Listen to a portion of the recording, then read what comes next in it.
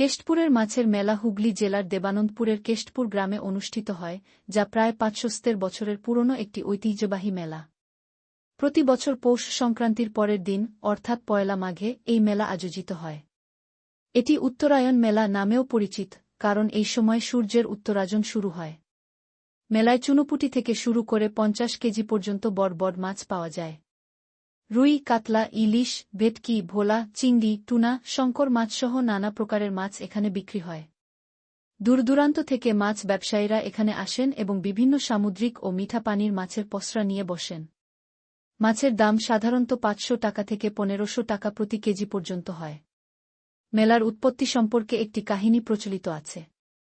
চৈতন্য মহাপ্রভুর অন্যতম শিষ্য রঘুনাথ দাস গোস্বামী সন্ন্যাস গ্রহণের পর বাড়ি ফিরে এলে তার পিতা গোবর্ধন গোস্বামী গ্রামের মানুষদের খাওয়ানোর আয়োজন করেন।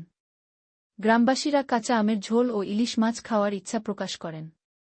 রঘুনাথ দাস গোস্বামীর নির্দেশে বাড়ির পাশের আম গাছ থেকে জোড়া আম এবং জলাশয় থেকে জোড়া ইলিশ পাওয়া যায়, যা দেখে সবাই অবাক হন।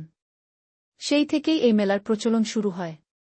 মেলায় শুধু মাছ কেনাবেচা নয়, পাশের আম বাগানে অনেকেই মাছ ভেজে পিকনিকের আয়োজন করেন, যা মেলাকে আরও আকর্ষণীয় করে তোলে।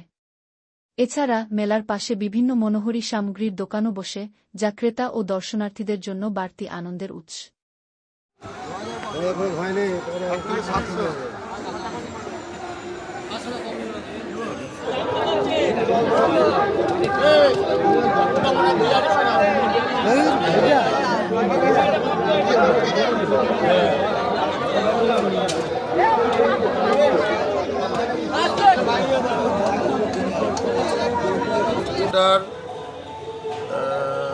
এই মুহূর্তে ৫১৮ বছরে এই বছরটায় পড়েছে মেলাটি।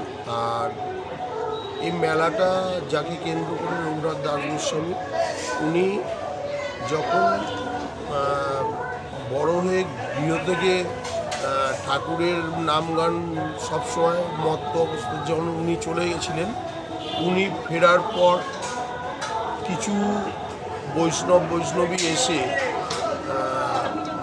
যাচাই করেছিলেন যে উনি সিদ্ধ পুরুষ, তার কি প্রমাণ আছে, প্রমাণস্বরূপ উনি জিজ্ঞেস করেছিলেন যে আমরা এখানে ইলিশ মাছ খাবো আর ওই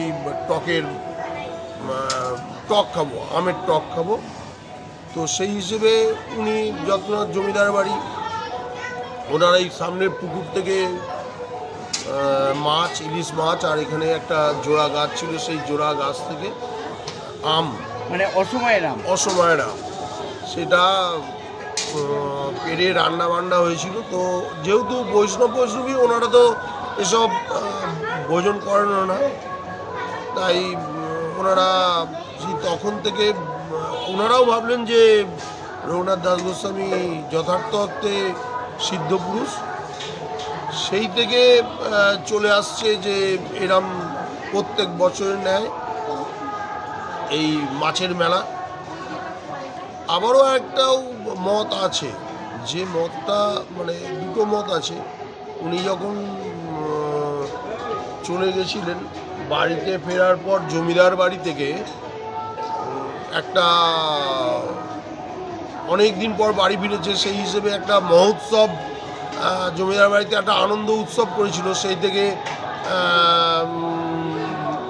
অনেকের মত যে সেই সময় থেকে এই মাছের মেলার উৎপত্তিটা হয়েছে।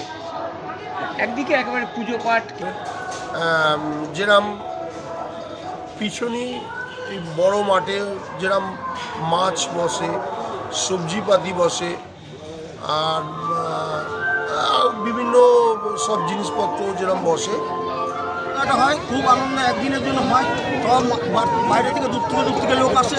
এখানে শুধু মাছ মেলা না, সব রকম পাওয়া যায়, কিন্তু আমাদের কাছে বড় বড় মাছ কলকাতা থেকে আর করে নিয়ে আসতে হয়। মাছের দামটা অনেকটা কম আছে। হ্যাঁ, এবারে মাছের দাম অন্য মাছের থেকে কম হয়, একটু ভিড়টা কম হয়। ঠিক সন্ধ্যের দিকে বেশি লোক হয়, এটা হলো লসটা, বুঝলেন তো? এটা 2000 টাকা দাম লসটা, আমরা জোগাড় করি অনেক দূর থেকে। এখানে সব থেকে বড় মাছ আপনি কত? তেলিয়া ভেটকি আছে 31 কিলো। 31 কিলো। হ্যাঁ, তেলিয়া ভেটকি, অরিজিনাল ভেটকি। সব রকম মাছ আছে, চিতল আছে, ট্যাংরা আছে, পাবদা আছে, আর আছে, বোয়াল আছে, কই আছে, গুরজালি আছে, সব রকম।